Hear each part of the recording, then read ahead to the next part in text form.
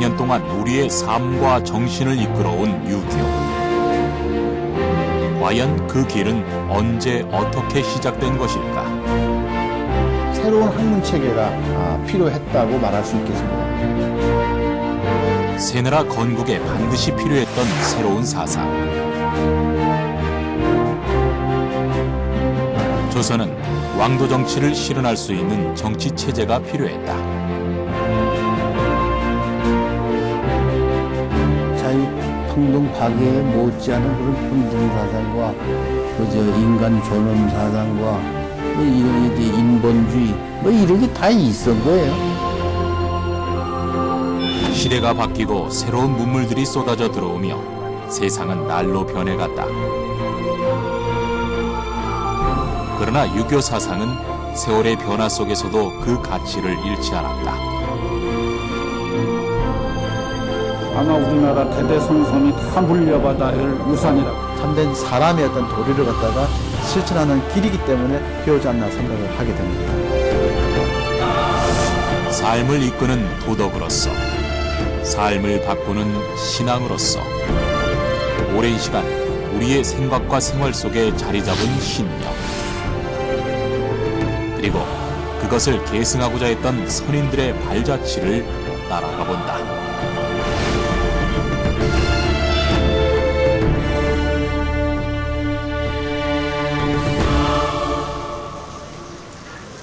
지난 2월 성균관 유림들이 대성전 앞에 모였다.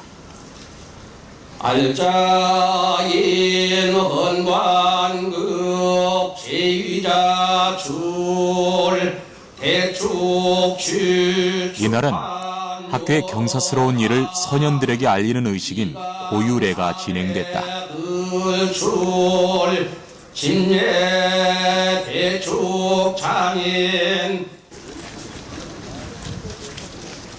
대학교 졸업식과 함께 시행되는 이 행사에는 과거 유생들이 졸업을 하고 세상에 나간다는 것과 입신의 뜻이 함께 포함되어 있다.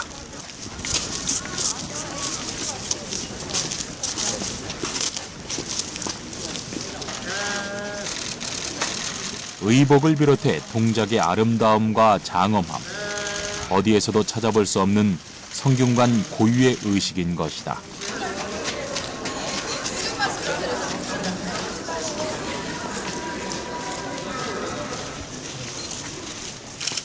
고유례는 입학, 졸업 등 학교에 큰 행사가 있을 때마다 행해지는데 대성전에 제향을 올리며 이를 알리는 것으로 성균관대의 전통의식이다.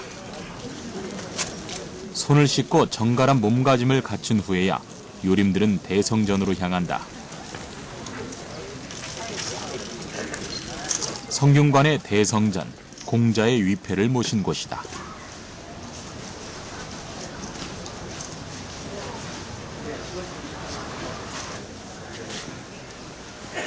현재 이곳 대성전은 공자를 비롯해 그의 제자들, 그리고 유학에 뛰어난 업적을 남긴 학자들의 위패를 모셔두고 있다.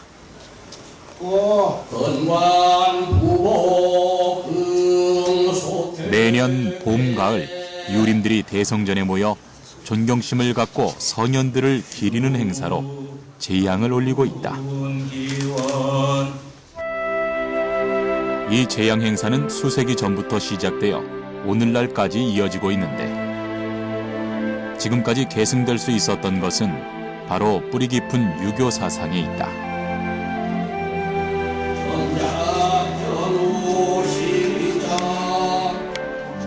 공자에 의해 창시된 유교 사상은 수백 년 전부터 우리 삶 속에 깊이 들어왔다. 과연 유교가 우리나라에 오랫동안 머물게 된 이유는 무엇이고 그 시작은 언제일까?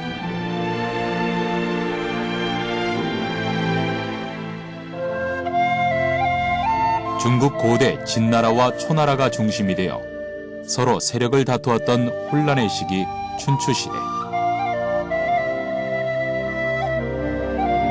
이 난세에 나타난 위대한 사상가가 있었으니 바로 공자였다.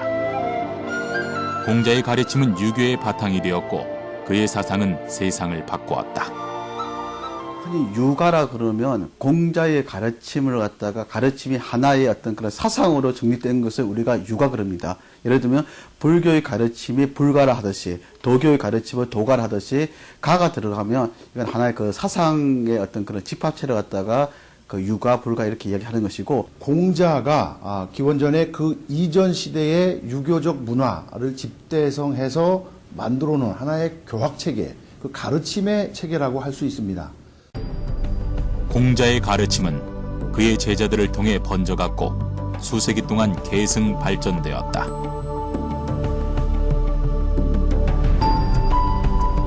그의 사상은 우리나라에도 전해지게 되었다.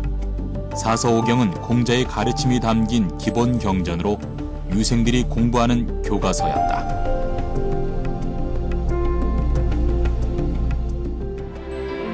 이렇게 육아는 우리 안으로 점차 깊이 들어오게 됐는데 그 시작은 향교의 탄생과 함께한다. 향교는 공자를 비롯한 육아의 선현들의 위패를 모시고 인재를 양성하는 제향과 교육, 두 가지 기능을 담당하는 지방의 교육기관이다. 우리나라의 향교국은 1127년에 이제 정부에서 지방마다 이제 향교를 세워갖고 공부를 시킨 건데 고려 인종 때 향교가 각 주마다 설립되며 지방에서 유학교육을 받을 수 있었다. 김포 향교의 역사도 고려 시대로 거슬러 올라간다. 하지만 유교의 전파는 그보다 오래전부터 시작됐다. 고려시대 이전 삼국시대부터 유학이 전해진 것이다. 이미 삼국시대부터 대학과 또 지방학교의 기록이 있습니다. 예를 들어 고구려 시대 같으면 태학이 있고 또 지방에 경당이 있습니다. 태학은 지금의 국립대학이라고 말할 수 있을 것이고 경당은 지방학교라고 말할 수 있을 텐데요. 이런 삼국시대부터 지방의 그 학교들이 변형돼서 유지돼 온 것이 향교라고 말할 수 있겠습니다. 삼국사기에 보면 고구려의 유학교육기관으로 태학이 존재했다는 것을 알 수 있고 신라는 국학이라는 교육기관이 있었다는 걸 확인할 수 있다.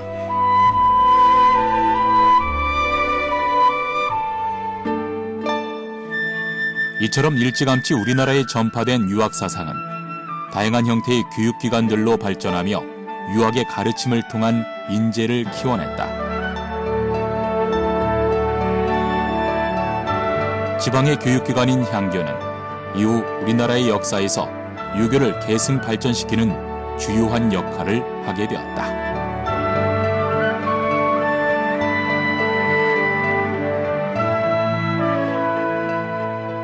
유교는 부양하는 그런 과정에서 향교가 상당히 군년마다 생겼으니까 지방에 234개의 향교가 지금 남한에 있는데 그것이 이제 중등교육 기관으로 지금 인식하고 있습니다.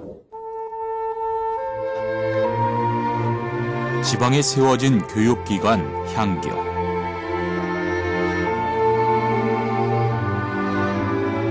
하지만 향교 또한 유교적 전통에 따라 엄격히 지어진 건축물이었다. 김포 향교의 관문인 외산문을 통과하면 가장 먼저 명륜당과 동제, 서제가 보인다. 제일 안쪽으로 중심 공간인 명륜당을 두고 그 앞 동쪽과 서쪽에 학생들이 공부하고 숙식하는 동제와 서제를 두고 있다. 명륜당은 중앙에 정면 3칸, 측면 3칸의 중심 건물을 두고 그 양쪽으로 정면 3칸, 측면 3칸 되는 건물을 약간 사이를 띄어 건축하였다. 주 건물인 명륜당은 강학 공간으로 활용됐고 동제와 서제는 요생들의 기숙사로 사용됐다.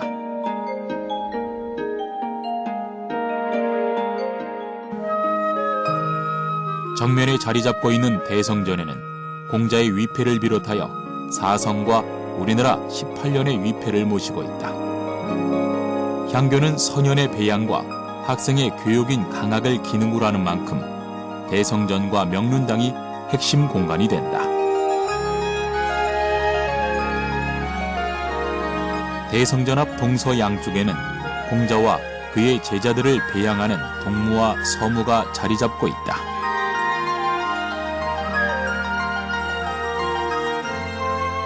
향교가 고려 때부터 있긴 있습니다.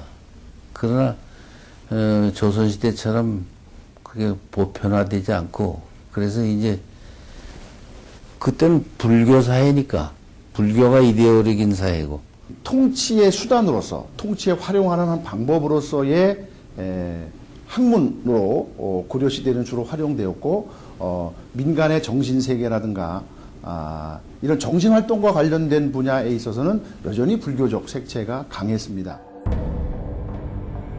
유교와 달리 내세관을 갖추고 있었던 불교. 불교는 삼국시대부터 백성들의 삶과 나라의 정치를 좌우하며 종교 그 이상의 영향력을 보였지만 그로 인한 폐단도 늘어갔다. 통치 이념은 유교로서, 그 다음에 정신적이라든지 사상 이런 부분에서는 외치로서는 이제 그 불교를 잡았었는데, 그런 어떤 그런 불교의 사실은 그 조금 제가 뭐 비판하는 건 아니지만도 불교의 어떤 그런 폐단이라든지, 왜냐하면 사원이 많이 늘어나니까 백성들의 어떤 그런 민생은 힘들어지고 세금이 거두지 않으니까 국가 조세는 희박해지고, 고려 말에도 인구가 증가하고 또 지식인층이 증가하고 새로운 어떤 신분 세력들이 성장을 하면서 이네들의 이념, 이네들의 이익, 이런 것들이 반영된 새로운 학문 체계가 필요했다고 말할 수 있겠습니다. 고려 국민왕은 신원파의 세력을 제거하기 위해 신진사대부를 양성하며 성균관을 세우고 주자학의 새로운 학풍을 불어넣었다. 당나라 때는 불교, 도교한테 밀려가지고 유교가 상당히 침체해집니다. 그 이후에 이제 송나라 때 오면 유교의 이제 리바이벌 그런 게 이제 생겨가지고 원래 고대 유교의 실천윤리에다가 그 불교, 도교의 형이사 이 두 가지를 합한 것을 우리 성리학 또는 주자학이라고 부르는 거죠. 신진사대부들은 주자에 의해 역설된 신유교를 받아들이고 새로운 세력으로 부상하기 시작했다. 고려 말에 신흥 세력들이 중국에서 발전해 온 성리학을 수입하게 됐고, 그것이 결국은 조선을 건국하는데 거대한 신흥 세력으로 발휘되게 된 것입니다. 이들의 손에서 탄생한 새로운 나라 조선은 당연히 성리학의 이념 위에 세워진 유교 국가였다. 새 나라의 건국과 함께 나라의 정치는 물론 백성들의 삶까지 모든 것들이 유교적 전통에 근간하며 유교의 뿌리를 둔 조선 왕조가 펼쳐진 것이다.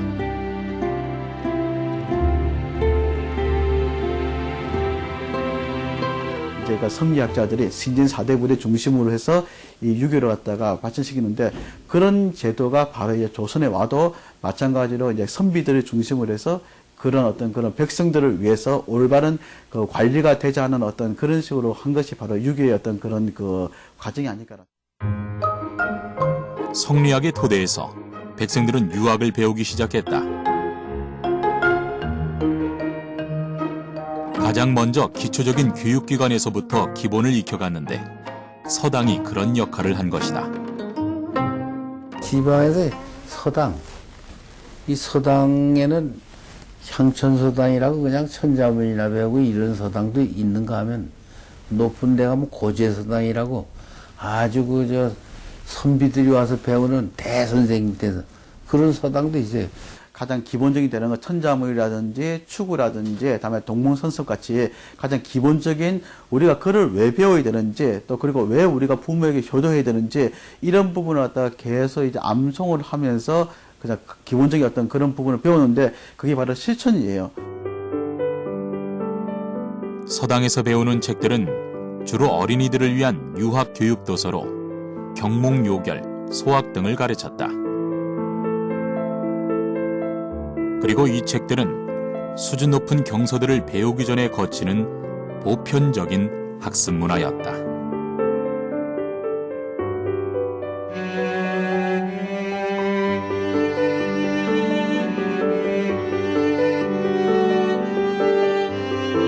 유학의 교육이 널리 퍼지면서 고려시대에 시작된 향교는 조선시대에 이르자 보다 광범위하게 생겨났다.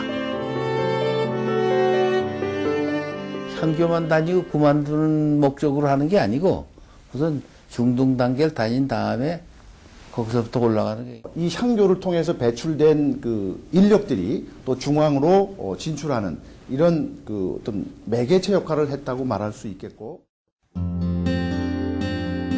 지방의 향교는 유학교육을 넘어 보다 큰 꿈으로 나아갈 수 있는 발판이 되었는데, 유학을 배우는 이들의 목표는 조선시대 최고의 국립교육기관인 성균관에 들어가는 것이었다.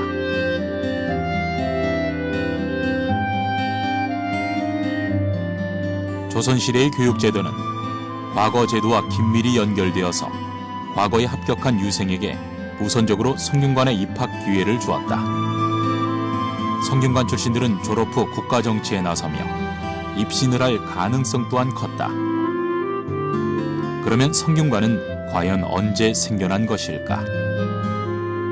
고구려 때에는 지금에 말하는 중앙국립대학격인 태학을 설립했고, 백제에서는 오경박사 제도를 만들었고, 신라에서는 국학을 만들었어요. 그러고 난 다음에 그런 전통이 고려에 와서는 국자감을 만들었는데, 이 국자감이 다시 명칭이 성균관으로 공민왕 때 바뀌었습니다. 한국 최고의 학부기관으로서 성균이라는 명칭이 처음 사용된 것은 고려 충렬왕 때. 이후 국자감으로 명칭이 바뀌었다가 1362년 다시 성균관이라는 이름을 찾게 되었다. 국가의 이념을 전수하고 국가의 관리를 선발하는 성균관은 당대의 지식계급을 배출하는 역할을 하며 교육기관으로서 최고의 권위를 가진 곳이었다.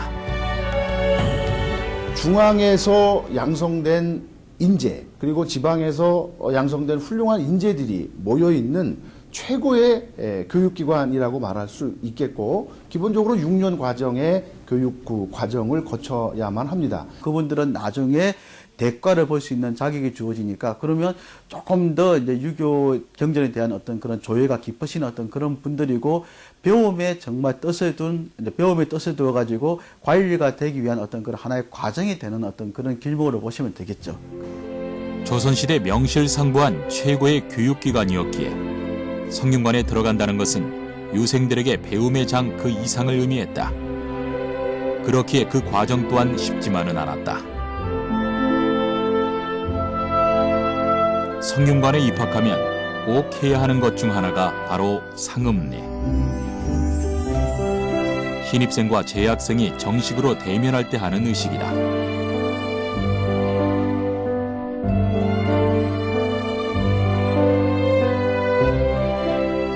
서로를 소개하며 허리를 숙여 인사하는 것인데,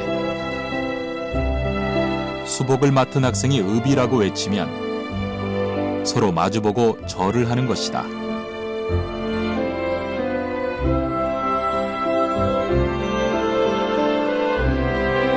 이렇게 정식으로 성균관의 학생이 되면 본격적으로 학문을 수행하게 되는데, 대체 성균관 유생들은 무엇을 공부했던 것일까? 뭐 여기서 실무를 공부하는 건 아니고 대개 그 과거 시험에 시험 과목을 그대로 공부하는 거예요. 사서 오경이 제일 많고. 사서, 즉 대학, 논어, 맹자, 중요, 그리고 오경 그러면 시경, 서경, 역경, 얘기, 춘추를 이 그 9가지의 이름 모든 책들을 갖다가 단계별로 계속 이제 공부를 해가지고 어떤 그 유교적인 어떤 그런 소양을 다 쌓는, 학문적으로 완성시키는 어떤 그런 그 과정을 갖다가 밟고 있습니다. 성균관의 유생들은 유교의 기본 경전인 대학, 논어, 맹자, 중용의 사서와 시경, 서경, 주역, 예기, 춘추 등의 오경을 공부하며 공자의 철학사상을 통해 인간이 갖추어야 할 덕목들을 배워갔다. 가장 기본적인 교과서인 사서오경은 스승의 가르침을 통해 깊이 있는 학습을 할 수 있었다. 이 모든 과정은 성균관 내 명륜당에서 이루어졌다.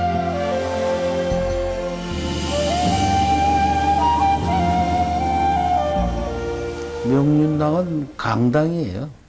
공부하는 데라고. 공부하는 데가 있어야지 그 교육기관인데. 학생들이, 유생들이 부지런하게 열심히 공부하겠다라고 공부하는 어떤 그런 공간이니까 저기 그 동서재라든지 명륜당이라든지 식당은 바로 유생들의 실제로 생활하는 어떤 그런 공간으로 보면 되겠죠. 교육공간의 중심 건물인 명륜당은 지식이 전달되는 곳이면서 동시에 수백 년 동안 유학이 전수된 곳으로 그 어느 곳보다 유학의 정신이 깃들어 있다.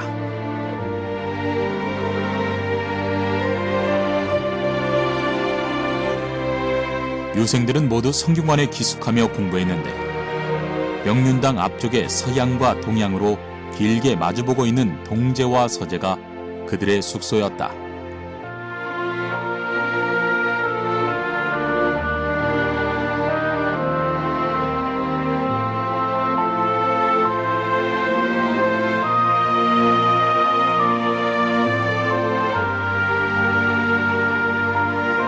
동서로 마주보고 있는 정면 20칸, 측면 2칸의 긴 맞배 지붕 건물이 유생들의 거처지이자 학문을 수양하는 장소였다.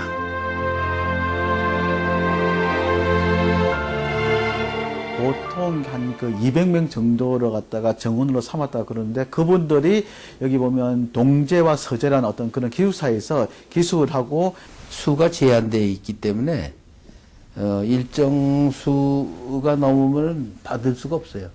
그러면 뭐 여기 선배를 먼저 받는다든지 뭐 그 규정이 쭉 있는데 그래서 못 들어가는 사람은 그 성균관 바깥에 그 성균관 노비들이 그 현방이라고 해서 고기도 팔고 그래요. 거기다 하숙을 해놓고 다니기도 하고. 성균관은 단순히 교육만을 담당하는 기관은 아니었다. 유학의 역사에 공헌한 서년의 제사를 받드는 향사 역할이 교육 못지않은 또는 그 이상 가는 성균관의 중요한 기능이었다.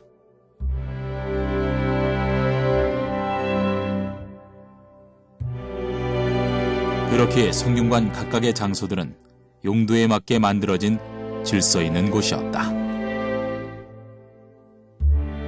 기본적으로 교육 공간, 이른바 강학 공간과 또 제향 공간, 이 두 공간으로 구성되어 있습니다. 제향 공간에는 뭐 예를 들어서 율곡 혹은 퇴계 등의 소년들을 배양하는 곳이죠. 그러니까 쉽게 말하면 제사를 모신다. 먼저 제사 지내는 것은 모시는 분을 갖다가 높이면서 그분의 가르침을 잘 배우겠다고 다짐하는 종교의식인 어떤 그런 제사 기능이 있는데 그 기능을 담당한 곳이 바로 대성전입니다. 성균관의 제양 공간은 기본적으로 향교와 다르지 않지만 최고의 유학교육기관이라는 점에서 나라의 모든 유생들은 성균관의 대성전에 큰 의미를 두었다. 대성전 내부에는 공자를 비롯한 현인들의 위패가 모셔져 있다. 가장 중앙에 위치한 것은 유학의 창시자 공자의 위패. 공자를 중심으로 그의 제자들, 중국과 우리나라의 성현들의 위패를 모시고 있다. 평소 검소한 생활을 실천한 공자의 수제자 안자, 공자의 손주이자 춘추시대의 사상가 자사자, 성선설을 주창한 맹자, 그리고 중국 육현 중 마지막 한 사람인 정자.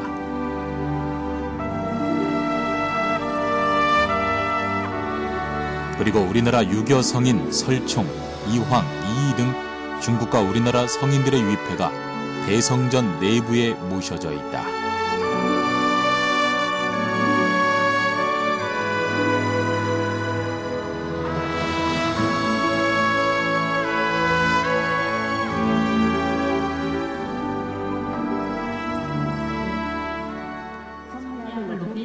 공자를 모시는 사당인 문묘에서 지내는 제사의식인 석전대제.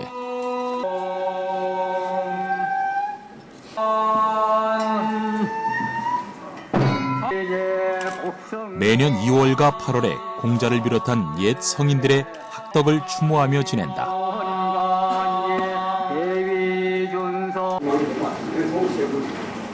석전대제는 국가적인 행사로서 정숙하고 엄숙한 분위기 속에서 진행되는데 음악이 연주되고 춤이 곁들여지는 종합예술적 성격도 띠고 있다. 해서 드시기 바랍니다. 공자를 비롯한 그 후세에 나온 현인들을 이제 제사 지내는 거거든요. 이건 어디까지나 하나의 종교의식이라고 말할 수 있죠. 석전대제가 행해질 때 나오는 음악이 바로 문묘제례야. 문묘제례는 공자의 신의를 모신 사당에서 제사를 지내는 것으로 이때 연주되는 음악을 문묘제례악이라 한다.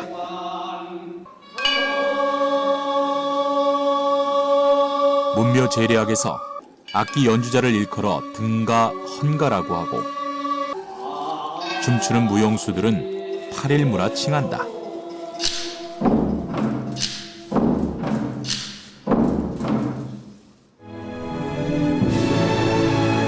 성균관은 학문뿐 아니라 종교의 중심이었고 나라의 근본 정신을 배양했다.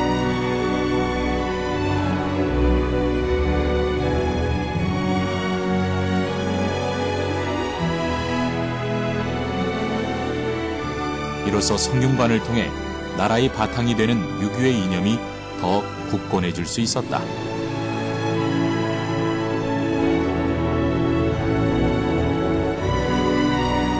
유학의 발전과 함께 지방의 유학교육에 새로운 변화가 생겨났다.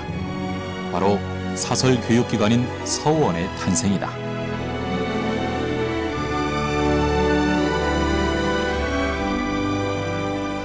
일반적으로 서원은 그 중국의 한나라 때 기원을 두고 있습니다. 물론 한나라 이후에 당나라 시대에 들어오면서 비교적 체계화되었지만 조선에서는 그 조선 중기 그 주세붕에 의해서 백운동 서원이 설립되면서 최초로 서원이 설립됐다고 말할 수 있겠습니다. 백운동 서원이 설립되면서 지방사학이라 불리는 서원이 등장한 것. 그렇다면 서원은 어떻게 처음 시작된 것일까? 주세붕 선생께서 권수께서 최초로 안양 선생의 업적을 기리기 위해서 안양 선생의 위패를 모셔놓고 사당을 먼저 지으시고 이듬해 강학당을 지으셨는데 그때부터 한 유생들을 이제 길러내기 시작을 했어요. 사림 자제들의 교육기관으로 서원의 시초를 이룬 주세붕은 풍기 지역의 군수로 부임하게 된다. 그리고 안양을 존경했던 그는 이곳을 안양을 기리는 곳으로 만들 결심을 했다. 주세붕은 풍기에 가장 먼저 안양의 위패를 모시기 위한 사당을 짓고 문송공묘라 이름하였다. 그러나 백운동 서원은 곧 큰 시련에 맞닥뜨리게 된다. 금성대군이 그 수중으로 귀향을 갔거든요. 근데 금성대군이 거기 경상도 선비들을 그 사발 통문을 만들어 가지고 그 단종을 복위시키려고 그러다 이게 고발당해 가지고 그 바로 그 순웅 부사하던 이보음이라는 그 종이 갖다 고발한 거 아니에요? 그래가지고 경상도 사람들이 그때 뭐 그쪽 사람 얘기 들으면 1000여 명 이상이 죽었다 그래요. 순식간에 유생들의 무덤으로 변해버린 백운동 서원. 유학의 고결한 정신은 사라지고 어둡고 싸늘한 죽음의 흔적만이 남아있었다. 그러던 중 백운동 서원은 또다시 새로운 변화를 맞게 된다. 태기 양 선생님 군수로 오셔서 이제 나라에 상소문을 올리신 거예요. 상소문을 올려서 이제 여기에다가 재정을 많이 내려주시면 제가 인재를 많이 길러내겠다고 해서 국가에서 바로 이제 토지라든지 노비라든지 그다음에 책을 갖다가 하사하고 거기다가 이것은 국가에서 인정한 서원이라는 어떤 뜻에서 사액 액자를 갖다 현판을 내려줍니다. 사액이란 임금이 내린 편액을 받는다는 뜻으로 최초의 서원이었던 백운동 서원은 최초의 사액 서원이 되면서 소수 서원이라는 이름으로 다시금 유학교육의 공간으로 되살아난다.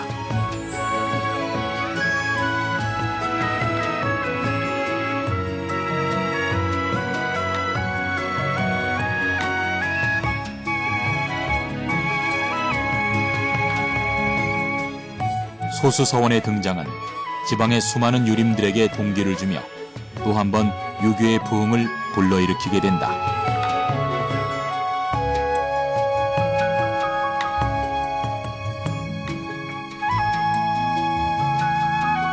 이렇게 퇴계가 진행한 그 서원 설립운동은 이 경상북도 북부권을 중심으로 해서 상당히 많은 그 서원이 설립되었고, 이 서원을 중심으로 많은 사람들이 배울 수 있는 어떤 그런 그 학문적인 어떤 그런 기회가 많이 생기니까 또 많은 분들이 또 이제 거기에 참여하게 되고 관심을 가져 보니까 결국은 유교가 좀 더 유학이 더 활성화되는 어떤 그런 계기가 된다고 봐야 되겠죠. 이때부터 서원들이 지방 곳곳에 생겨나기 시작했다. 서원은 지방의 교육기관이었음에도 성균관 못지않은 권위를 자랑하며 점차 유생들을 끌어모으며 급격히 성장했다. 당시 저서들을 통해 조선 중기에 생겨난 서원만 무려 900개가 넘는다는 것을 알 수 있다. 조선시대 서원의 파급력은 엄청났던 것이다. 서원의 증가는 유학교육의 확대는 물론 유교 이념의 전파라는 명분도 있었지만 더 깊이 들어가면 또 다른 목적이 있었음을 알 수 있다. 기본적으로 과거 제도의 기본 텍스트가 유학의 경전이었기 때문에 당시 사람들, 당시의 지식인들은 모두 유학의 경전을 암기하고 학습할 수밖에 없었다고 할 수 있습니다. 물론 그분들의 최종 목표는 입신양명하는, 과거에 합격해가지고 좋은 로얄 코스로 가는 관직을 차지하는 게 기본 목표지만은 그냥 공부라는 게 그렇습니다. 조선시대의 교육제도는 과거제도와 긴밀히 연결돼서 초시인 생원시와 진사시에 합격한 유생에게 우선적으로 성균관의 입학 기회를 주었다. 성균관의 입학 과정은 치열한 경쟁을 뚫어야 했다. 흔히 말하는 이제 속과에서 진사시가 있고 생원시가 있습니다. 유교 경전을 중심으로 시험을 보는 것이 생원시고, 그 다음에 시라든지 문장을 짓는 것이 진사시인데, 이 두 가지에 각각의 합격하신 분을 갖다가 진사라든지 생원이 되는데, 이분들이 성균관 유생이 될 수 있는 자격이 주어집니다. 유생의 최종적인 목적은 성균관이 아니라 과거 급제에 있었다. 즉 대과에 합격하는 것이야말로 바로 입신양명을 하는 것이었다. 결국 유생들은 과거라는 시험을 위해 입신을 목표로 성균관에 입학해 학업을 연마했던 것이다. 성균관을 졸업하기 위해서는 바늘구멍과도 같은 과거 시험에 합격해야 했고, 그렇기에 엄격한 규칙에 의해 이루어진 성균관 내에서의 생활을 견딜 수 있었던 것이다. 조선시대 때 과거 시험은 3년에 한 번씩 쳤거든요. 식년시라 그래서 조선 팔도에서 3년에 한 번씩 치면서 33명을 뽑은 거예요, 문과에. 그래서 총 조선 과거 시험을 잘 쳤을 때는 문과를 804번을 치고 문과를 801번을 치고 이렇게 해서 14,000명이 이제 과거 급제자가 있는 거예요. 국조방목이라는 곳에 보면 14,000여 명의 과거 급제자가 우리나라 조선 500년 동안 있었다. 용화방목. 조선시대 과거 시험 중 대과에 급제한 합격자들의 명부가 있는 책이다. 이 명부에 오르기 위해 수백 번의 시험을 치른 유생들이었다. 유학의 힘이 커질수록 지방의 서원은 날로 늘어가기 시작했고 수많은 유생들이 생겨났다. 서원의 증설은 초기 서원의 긍정적 기능보다 점차 폐단을 야기시켰다. 인재를 키우고 선현에게 제사 지내며 유교적 향촌 질서를 유지하는 역할을 했던 서원. 그러나 사림들끼리 공론을 형성하며 서원은 혈연, 지연 관계에 얽매이게 되자 여러 가지 부정적인 영향을 쏟아냈다. 국가가 지정하는 서원도 있을 뿐만 아니라 문중에서 세우는, 그리고 지역 유생들이 결집돼서 세우는 이런 서원들이 있는데, 각각의 성향에 따라서 그 서원을 중심으로 한 그 당파적 성격이 드러나게 됩니다. 학문적 견해가 서원을 중심으로도 그것이 확연하게 서로 대립되는 어떤 그런 과정도 생겼던 것이죠.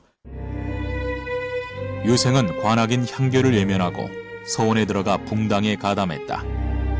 극단적인 대립은 결국 비극적인 결과를 낳았다. 이른바 사화가 시작된 것이다. 연산군 4년 때에 실록청이 만들어지면서 그 선대왕인 성종의 실록을 편찬하게 됩니다. 이때에 그 편찬관으로 참여했던 김일손이 그의 스승인 김종직이 작성했던 조의제문이라는 글을 싣게 되는데, 조의제문은 초나라의 항우에 의해서 죽임을 당한 그 의제를 조문하는 내용이었습니다. 하지만 조의제문에는 다른 뜻이 숨어 있다. 단종을 의제에 비유하여 세조의 왕위 찬탈을 비난한 것이다. 김종직의 글은 그가 죽고 난 후 곧 엄청난 파장을 일으키게 된다. 그건 마치 세조가 단종을 폐위한 거에 이제 비근한 예를 든 건데, 그 글을 가만뒀으면 되는데 그 제자들이, 김일손이 이런 사람들이 그걸 저 실록 편찬에다가 그걸 집어넣었어요, 사초로. 그러니까 그 훈구파들이 보니까 이건 세조를 아주 우습게 보고 욕하는 거다. 그래가지고 일방타진한 거예요. 이것이 무오사화의 원인이 된 것이다. 화가 난 연산군은 김종직의 제자들을 모조리 잡아들여 숙청하였고, 이미 죽은 김종직은 부관 참시를 했다. 이처럼 사화로 이어진 서원과 붕당은 여기서 그치지 않고 또 다른 문제들을 야기하기 시작했다. 국가에 지어야 할 의무를 면제받는 이런 그 구조가 되었는데, 이것이 전국 곳곳에 너무 많은 그 서원이 만들어지니까 결국 국가 경제에 미치는 영향이 대단히 컸던 것입니다. 이 세금도 안 내죠. 국가에 뭐 보상할 걸 하나도 안 하고 온갖 권력은 다 가지고 있고, 또 가만히 있는 게 아니라 일반 평민들 착취해요. 예를 들면 화양동 서원 흑패 같은 거 보면은 그 흑패가 꼭 세금 고지서예요. 하나 날라고 하면 안 되면 막 잡아다 패고 행패를 부리니까, 이거를 해결하지 않으면은 왕권이 강화될 수 없다. 이 같은 서원의 폐단을 막기 위해서는 대대적인 개혁이 필요했는데, 이를 단행한 것은 흥선대원군이었다. 너무 비대해진 그 양반 권력, 그것 때문에 이제 그 배경이 전부 서원이니까, 서원이 뭐 토색질을 해가지고 막 부자가 되고 권력을 뭐 하고 거들먹거리고 이러니까 이걸 근본적으로 해결하려면 때려 부셔야 되잖아요. 그래서 흥선대원군 때 서원 철폐령을 내리게 되는데, 전국의 47개의 서원을 제외한 모든 서원을 훼손하게 된 겁니다. 뭐 불태우거나 건물을 해체하거나 하는 방식으로 서원이 철폐가 되었습니다. 대원군은 서원에 대한 일체의 특권을 철폐하여 서원의 설치를 엄격히 금했다. 대원군의 적극적인 개혁 과정에서 수많은 서원들이 권력을 잃고 순식간에 무너지게 됐다.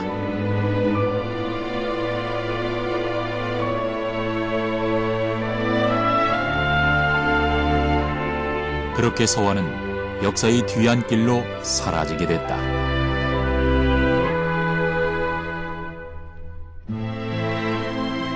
유학의 시련은 여기서 끝나지 않았다.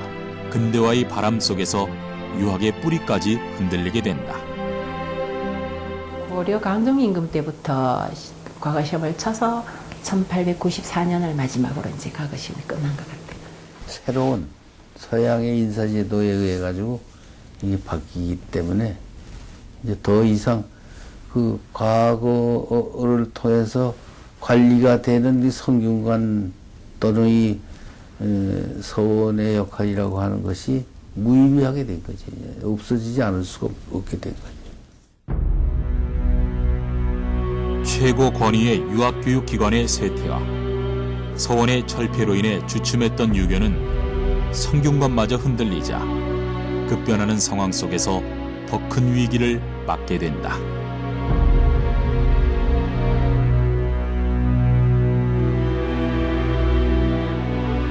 근대 교육 제도가 도입되면서 향교나 서원에서 서양 과학이나 물리 등의 그 근대 학문을 교육하면서 실질적인 그 기존의 향교나 서원의 기능을 상실하고 기독교가 완전히 의료 학교로 침투하는 거 아니에요. 그래서 그 기독교 학교가 많이 생기고 그 뭐 요새 뭐 이완이 무슨 뭐 배제니 전부 그거 아니에요. 숙명이 뭐 모든 그 사립학교가 다 그거로 나와가지고 이제 은근히 이제 교육이 서양 교육으로 바뀌어가면서 서당은 서당대로 뭐 침체돼가지고 그 뭐 나라가 망할 때까지 그러고 있었던 거죠. 수백 년의 전통을 이어온 유학이었지만 변화된 사회에서 들어온 서양의 신식 학문들은 유학의 권위를 점차 잃게 했다.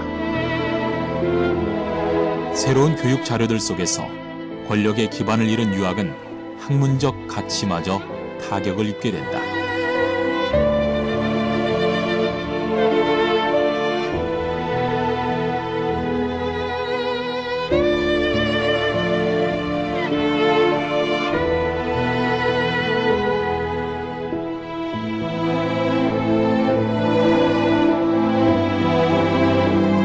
그리고 이어진 열강의 침탈은 성균관의 의미와 명맥마저 끊어놓고 말았다.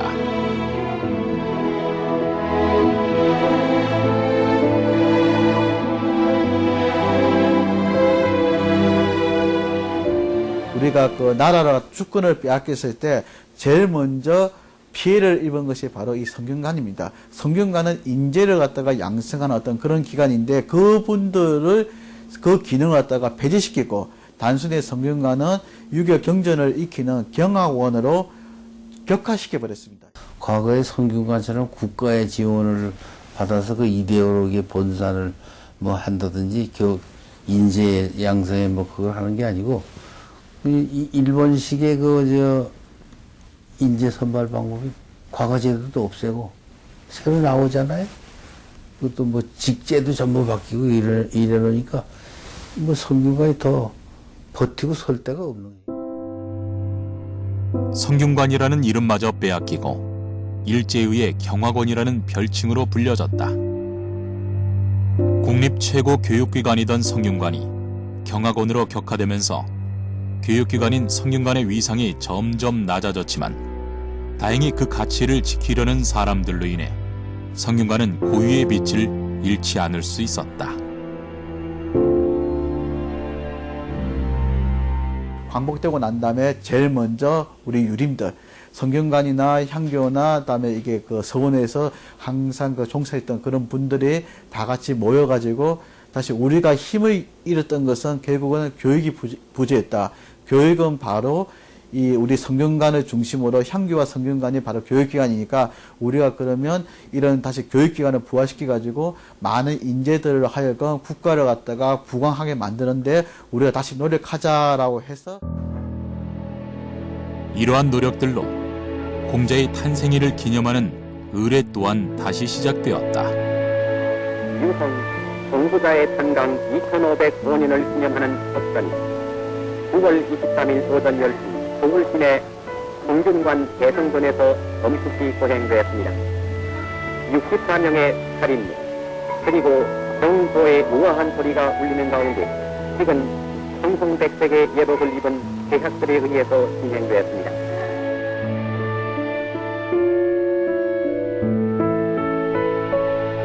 그리고 이렇게 되살아난 유교의 전통은 지금까지도 계속되고 있다.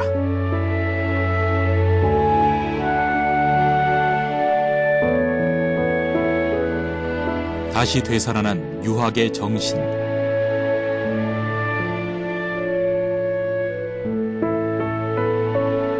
우리 삶에 있어 유학은 과연 어떤 의미일까?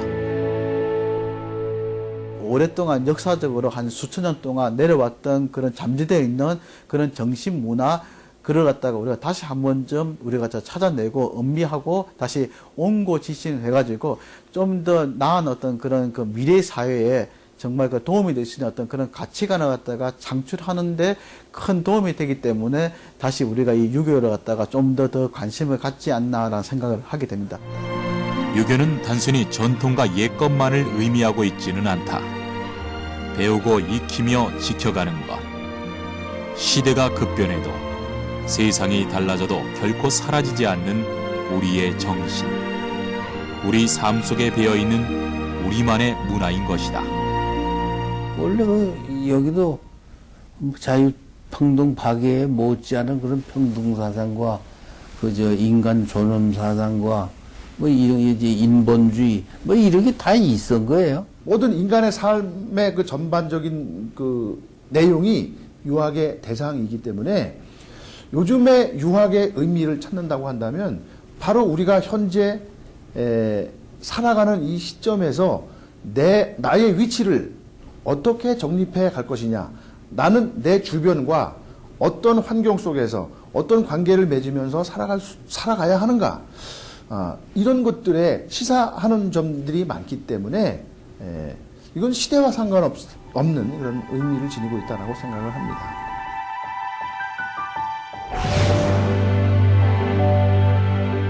학의 시습지, 불역 열호와. 배우고 때때로 익히면 기쁘지 아니한가. 배움을 신앙과 같이 숭상한 유교. 교육을 통한 인간과 문명의 발전을 믿은 공자. 성균관 유생들이 책을 통해 얻고자 했던 것도, 공자가 제자들에게 끊임없이 가르친 것도 바로 배움을 통한 인본주의였다. 모든 사람의 졸엄과 가치를 중시한 유교 사상. 2500년 유교 문명이 지금까지 지탱되고 있는 이유다.